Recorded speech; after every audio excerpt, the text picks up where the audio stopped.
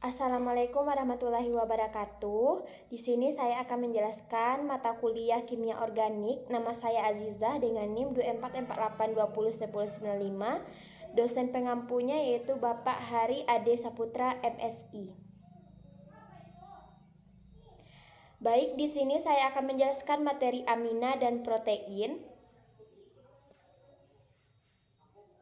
Yang pertama kita bahas tentang amina. Amina adalah turunan organik dari amonia di mana satu atau lebih atom hidrogen pada nitrogen telah tergantikan oleh gugus alkil dan aril. Sifat amina yang pertama bersifat basa lemah karena pasangan elektron bebas pada nitrogen bisa menangkap proton H+. Yang kedua, berbau khas menyengat mirip bau ikan busuk. Yang ketiga, larut dalam air jika rantai karbon pendek. Yang keempat, dapat membentuk ikatan hidrogen terutama amina primer dan sekunder. Rumus amina itu yang pertama ada amina primer RNH2, strukturnya ada di bawah, dan amina sekunder R2NH dan amina tersier R3N. Tata nama amina, nama umumnya berdasarkan gugus alkil ditambah kata amina, contohnya metilamina CH3NH2. Dan nama eupaknya amina sebagai substituen, contoh aminometana. Dan klasifikasi amina, amina alfatik gugus R adalah alkil, dan amina aromatik gugus R adalah aril, contoh anilina, dan primer, sekunder, tersier berdasarkan jumlah gugus R yang terikat ke nitrogen.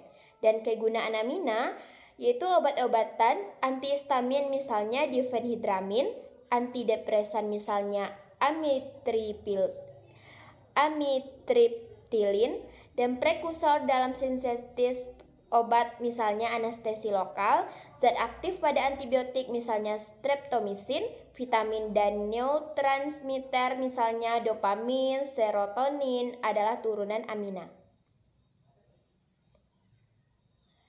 Materi yang kedua yaitu tentang protein.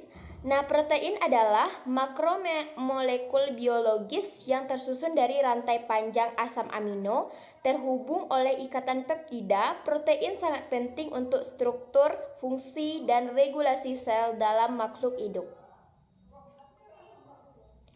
Sifat protein itu tersusun dari CHON dan kadang S sulfur dan P fosfor. Amfoter bisa bersifat asam atau basa tergantung pH lingkungan. Dapat menggumpal denaturasi karena panas, pH ekstrim atau alkohol. Dan dapat larut dalam air protein globular atau tidak larut protein fibriler. Nah, rumus protein tidak ada rumus molekul tetap karena protein adalah polimer. Namun secara umum, rumus unit asam amino H2NCHRCOH bergabung berbentuk NHCO ikatan peptida, contohnya polipeptida N-unit NHCHRCON. Rumus umumnya seperti struktur di samping. Nah, klasifikasi protein berdasarkan komposisi, protein sederhana hanya terdiri dari asam amino, contohnya albumin. Protein konjungsi mengandung bagian bukan protein, contoh glikoprotein. Berdasarkan bentuk ada protein globular dan protein fibriler.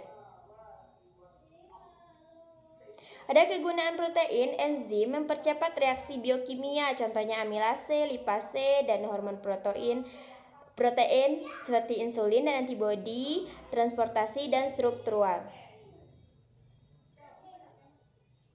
Ada sintesis protein dilakukan dalam dua tahap utama, transkripsi di inti sel, DNA dibaca dan disalin menjadi mRNA. Translasi di ribosom, mRNA dibaca dan asam amino disusun menjadi rantai polipeptida sesuai urutan kodon mRNA dengan bantuan tRNA dan enzim. Baik, segitulah presentasi dari materi kimia organik tentang amina dan protein.